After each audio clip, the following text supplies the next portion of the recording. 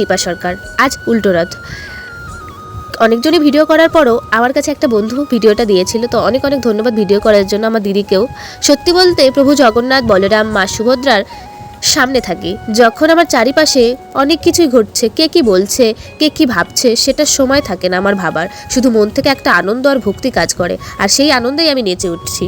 কথিত আছে উল্টো রথের দিনে প্রভু জগন্নাথ, বলরাম ও সুভদ্রা মাসির বাড়ি থেকে আবার নিজের মন্দিরে ফিরে আসে। এই ফিরে আসায় আমাদের শেখায়, যত দূরেই যাই না কেন, শেষ পর্যন্ত নিজের শিকড়, নিজের বিশ্বাস আর নিজের আপন জায়গায় ফিরে আসায় শান্তি মেলে। আজ উল্টো রথ খুব মজা করেছি, খুব আনন্দ করেছি, হয়তো তোমরা বুঝতেই পারছো আমার ভিডিও দেখে। আর এই ভালোবাসা আর আশীর্বাদ ভগবানের সবচেয়ে বড় অবদান। কিছু কিছু মানুষ আমাকে খুব ভালোবাসেন, তাদেরকে অনেক অনেক ধন্যবাদ, অনেক অনেক ভালোবাসা। আর উল্টো রথ কেমন কাটলো, রথ কেমন কাটলো, সবাই অবশ্যই কমেন্ট করে বলবা। আসুন ভালোবেসে সবাই বলুন জয় জগন্নাথ।